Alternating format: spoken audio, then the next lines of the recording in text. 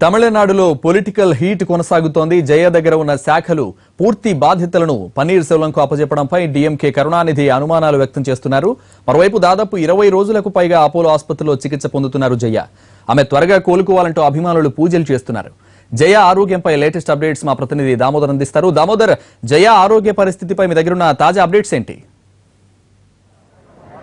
సంతోష్, గత 23 రోజులుగా చెన్నై అపోలో ఆసుపత్రిలో చికిత్స పొందుతున్న జయలలిత ఆరోగ్య పరిస్థితిపై గత 4 రోజులుగా అపోలో ఆసుపత్రి నుంచి ఎటువంటి అధికారికంగా హెల్త్ బులెటిన్ విడుదలలేదు. కేవలం నిన్నటి రోజు రాజ్భవన్ 2 రోజుల క్రితం రాజ్భవన్ డిఫాక్టో సీఎంగా పన్నీర్ సెల్వంను నియమిస్తూ విడుదల చేసిన ఒక ప్రకటనలో జయలలిత ఆరోగ్యం మెరుగ్గా ఉందని, ఆమె కోలుకుంటున్నారనే ఒక ప్రకటన తప్ప ఆసుపత్రి వర్గాల నుంచి ఎటువంటి అధికారిక ప్రకటన వెలువడలేదు. మరోవైపు డిఫాక్ట్ సీఎంగా నియమించిన పన్నీర్ సెల్వంకు 14 శాఖలు కేటాయించడం విశేషము. 14 శాఖలు ఈరోజు ఆయన ఆ శాఖలను బాధ్యతలు స్వీకరించారు. మరోవైపు దీనిపై ప్రతిపక్షాలు ఎప్పుడైతే పన్నీర్ సెల్వాన్ని డిఫాక్టో సీఎంగా ప్రకటించిన వెంటనే తమిళనాడులోని రాజకీయ పక్షాల్లో కదలిక వచ్చిందని చెప్పవచ్చు. ముఖ్యంగా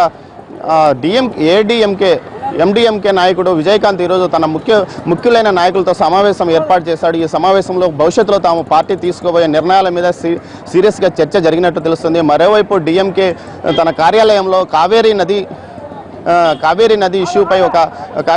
నది జలాల ఇష్యూపై ఒక సమావేశం ఏర్పాటు చేసినప్పటికీ ముఖ్యంగా అక్కడ జరగబోయే రాజకీయ పరిణామాల గురించి బీజేపీ ఎటువంటి పాత్ర వహించబోతుందన్న అంశంపై పూర్తిగా అక్కడ నాయకులతో పాటు అఖిలపక్ష నాయకులతో పూర్తి స్థాయిగా తనకు సంబంధించిన నాయకులతో పూర్తి స్థాయిలో సమావేశం జరిపినట్టు తెలుస్తుంది. ఈ సమావేశంలో వారు భవిష్యత్తులో కేంద్ర ప్రభుత్వం తీసుకునే నిర్ణయాల పట్ల ఏ విధంగా ముందుకు వెళ్లాలనే అంశం మీద కూడా చర్చించినట్టు తెలుస్తుంది. 17వ తేదీ తర్వాత ఈ విషయంలో ఒక స్పష్టమైన ప్రకటన డిఎంకే నుంచి వెలువడే అవకాశం ఉంది. మరోవైపు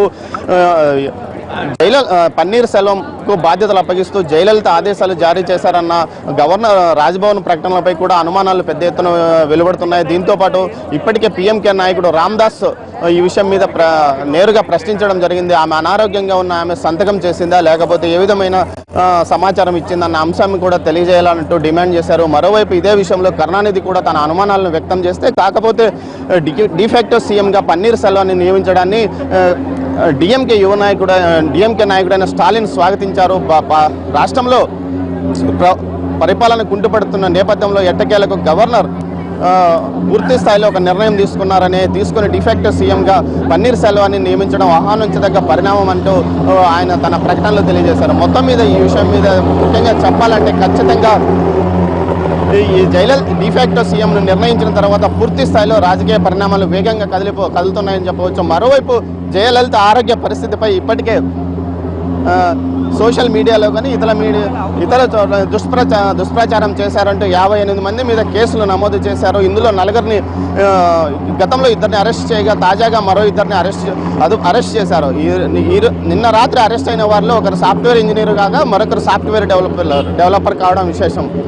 ఈ విషయంలో పోలీసులు చాలా సీరియస్గా ఉన్నారని వారు చేస్తున్న పరిణామాలను బట్టి అర్థమవుతుంది. 58 కేసులు నమోదు చేయడం కాక యూట్యూబ్ ద్వారా ప్రచారం చేస్తున్న 10 మంది ఖాతాలను స్తంభింపజేయడం కూడా జరిగింది. మొత్తం మీద జయ ఆరోగ్య పరిస్థితిపై ఒక హెల్త్ బులెటిన్ ఎప్పుడైనా వెలువడుతుందన్న అభిమానులతో పాటు తమిళనాడు వాసులంతా ఆసక్తిగా ఎదురు చూస్తున్నప్పటికీ అపోలో ఆసుపత్రి నుంచి కానీ ప్రభుత్వ వర్గాల నుంచి హెల్త్ బులెటిన్ పూర్తి స్థాయిలో వెలువడే అవకాశం కనిపించడం లేదు. అయితే అన్నాడీఎంకే సన్నిహిత వర్గాలు మాత్రం అమ్మ ఆరోగ్యం పూర్తి స్థాయిలో మెరుగవుతుంది, ఆమె ద్రవాహారం తీసుకుంటుందంటూ వారు చెప్పడం విశేషం. అంతేకాకుండా ఈరోజు ఉదయం ఆ పార్టీ అధికార ప్రతినిధి సిఆర్ సరస్వతి మనతో మాట్లాడుతూ అమ్మ ఆరోగ్యం వేగంగా కోలుకుంటున్నారని, ఆమె మరికొద్ది రోజుల్లో బయటకు వచ్చి తమ పరిపాలన కొనసాగిస్తారని కూడా చెప్పడం విశేషం. మొత్తం మీద పన్నీర్ సెల్వాన్ని డిఫాక్టో సీఎంగా నియమించిన తర్వాత పూర్తి స్థాయిలో వేగంగా తమిళనాడులో రాజకీయ పరిణామాలు కదులుతున్నాయని చెప్పవచ్చు. దీంతో పాటు ప్రతిపక్షాలు తమ పార్టీ ముఖ్యులతో సమావేశమై భవిష్యత్తులో తీసుకుని పోయే నిర్ణయాలపైన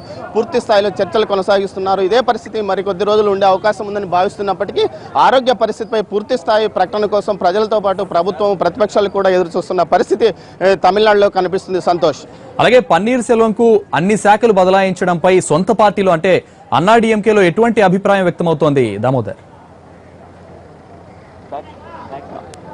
సంతోష్ పన్నీర్ సెల్వానికి 14 శాఖలు కేటాయించడంపై పూర్తి స్థాయిలో ఒక రకమైన వ్యతిరేకత వెలువడుతున్నప్పటికీ కానీ జయలలితకు అతి సన్నిహితురాలుగా భావించే శశికళ ఈ నిర్ణయం తీసుకుందని, అందువల్ల ఎట్టి పరిస్థితుల్లోనూ ఆమెకు వ్యతిరేకంగా మాట్లాడే ప్రసక్తి ఎవరు లేదని చెప్తున్నారు. ఈ నేపథ్యంలో ఖచ్చితంగా ఆమె నిర్ణయం చెల్లుబాటు అయ్యే అవకాశం ఉండడం వల్ల ఎవరు ప్రశ్నించే అవకాశం లేదు. అంతేకాకుండా కేంద్రం కూడా పన్నీర్ సెల్వానికే పూర్తి స్థాయిలో మద్దతు ఇవ్వడం వల్ల ఆయన్ని డిఫాక్టో సీఎంగా నిర్ణయించడం జరిగిందని రాజ్భవన్ వర్గాల బోగట్ట. Thank you Damodar.